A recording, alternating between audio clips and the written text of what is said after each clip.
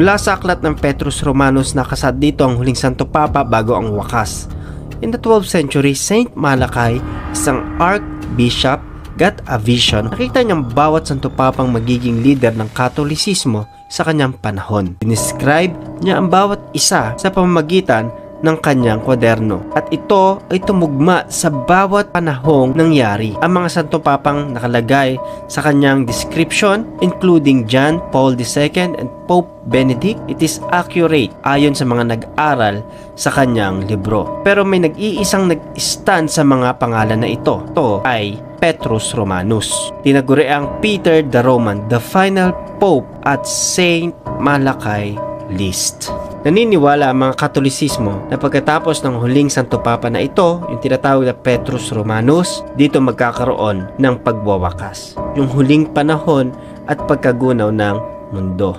Kaya nabahala ang mga nag-aaral sa huling panahon, lalo na sa mga Katolisismo, sa pagkawala ng huling Santo Papa nitong taong 2025. Takot ang na-inject sa bawat tao sa pagkawala ng Santo Papa. Ngayon, bilang isang Kristiyano, ang pinakasentro po ng ating paniniwala or kung magkakaroon tayo ng manual pagdating po sa eschatology, ito po ay ang Biblia. Walang iba kundi ang mga biblical prophecy. Lahat kasi nakasaad sa Bible, mga nangyari po, accurately nakalagay po yan sa Bible. Kung meron man po tayong makita na ito ay hawig po doon sa end time prophecy na gugunaw ang mundo kapag may dumating na mangunguna pagdating sa kapayapaan. Hawig po ito doon sa Antikristo. Ay ibang pananaw na sumisimbolo sa pagtatapos ng mga Santo Papa after nito ay ang pag-usbong ng Antikristo.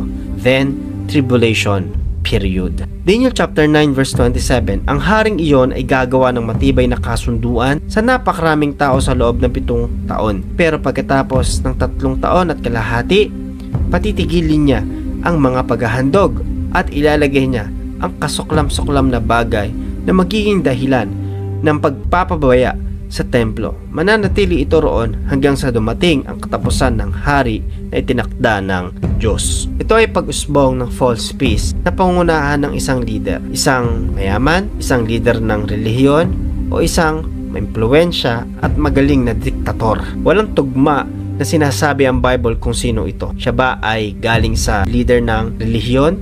Wala rin sinabi na ito ay diktator o isang napakayaman at kilalang tao na maimpluwensya. Pero ito ay palatandaan. Sa mga confused at bago pa rin, tingnan nyo na lang po yung mga na-release kong video patungkol po dito. I-search nyo po at tingnan sa playlist po natin. Napakarami po na matututunan natin kung sino po ba yung Antikristo po na yan at ano yung dapat nating gawin. Sa mga nagtatanong din po kung ano mauna, rapture or tribulation, at anong sign ng pagwawakas, marami na po tayong na-release. Marami po kayong matututunan kapag pinag-aralan po natin isa-isa yung mga bagay na yan. Sabi ng 1 John chapter 2 verse 18, mga anak, malapit na ang mga huling araw. At tulad ng narinig nyo, malapit na ang pagdating ng Antikristo. Ngayon pa lang ay marami ng Antikristo. Kaya alam nating malapit na ang mga huling araw.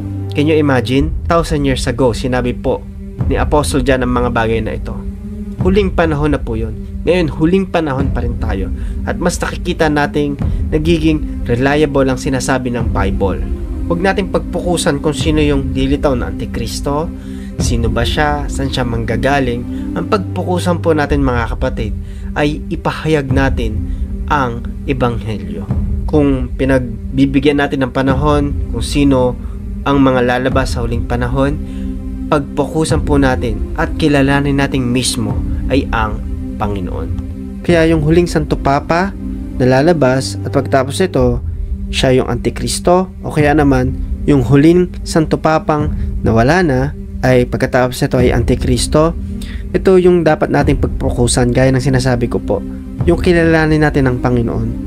Kasi kung sa ibang aral tayo kukuha, maliligaw po tayo.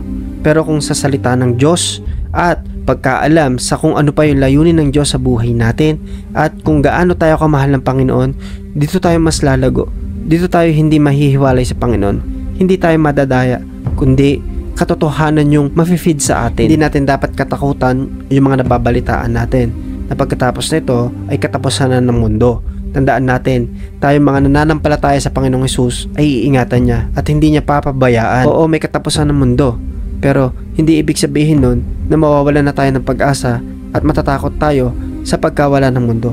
Dahil ang pangako ng Panginoon, magra-rapture muna. Magkakaroon muna ng pagdagit at pagkuha.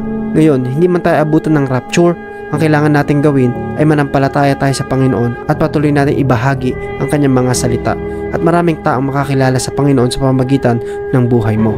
Kaya ako rin create ang video na ito para mas maunawaan natin yung deeper knowledge, deeper message ng mga nagaganap po sa panahon natin ngayon. Kasi patunay lang yan sa mga nagaganap sa panahon natin ngayon na tayo po ay nasa huling panahon at meron tayong duty, ipangaral ang salita ng Panginoon.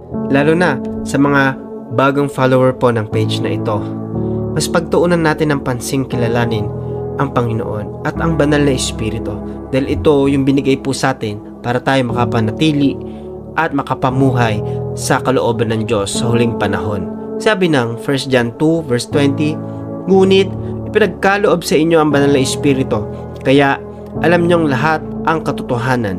Verse 24, huwag niyong kalimutan ang mga natutunan niyo mula pa nung una, upang patuloy kayong mamuhay ng may pagkakaisa sa anak at sa ama.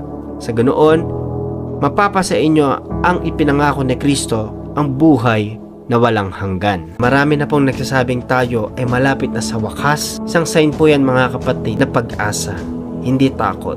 Kasi alam natin na malapit nang dumating ang Panginoon. Kaya sapat na yung napakinggan mo para po tayo ay lalong lumalim sa pag-aaral ng salita ng Diyos. Ganun na din kung paano natin kasasabikan ang presensya ng Panginoon.